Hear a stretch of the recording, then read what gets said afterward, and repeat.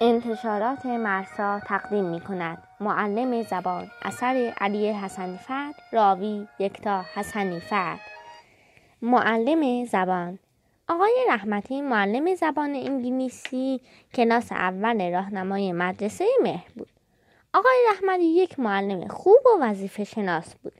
او سعی می‌کرد درسی را که می‌دهد همه شاگردانش بفهمند. حتی اگر لازم بود چندین بار درسش را تکرار می‌کرد و اصلاً عصبانی نمی‌شد.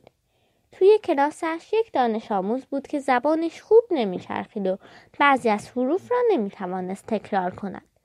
ولی آقای رحمتی با مهربانی تلاش می‌کرد تا حروف مورد نظر را به هر طریقی به او یاد بدهد.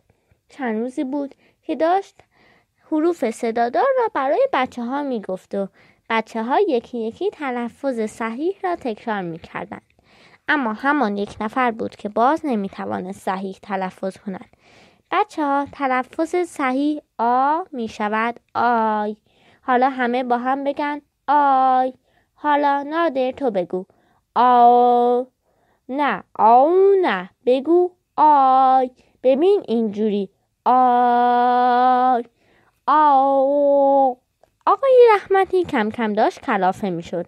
از بس که تکرار کرده بود و این دفعه نادر مثل این که اصلا نمی توانست یاد بگیرد و مدام می گفت آو. زنگ مدرسه به صدا در می آید و آقای رحمتی به دفتر مدرسه می رود و بچه ها با سر و صدا به حیاط سرازیر می شود. آقای رحمتی توی دفتر موقعی که همکارانش مشغول صرف چای و گفتگو کردن بودند همش توی فکر بود ولی راهی پیدا نمی‌کرد تا بتواند تلفظ صحیح این حرف را توی مغز شاگردش فرو کند.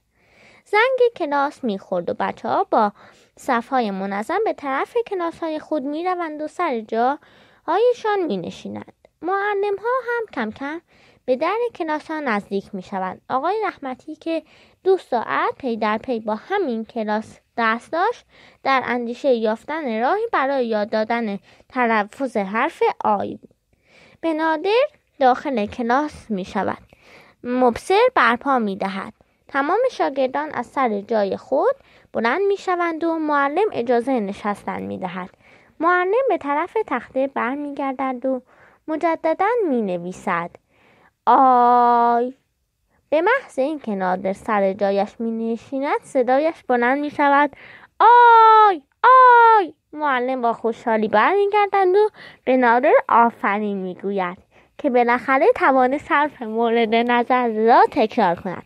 معلم راضی و خرسند به سراغ حرف بعدی می رود ولی در عوض نادر ناراحت از فرو رفتن پونز به بدنش که موقع برپا یکی از بچه‌ها زیرش گذاشته بود. آذر ماه 1372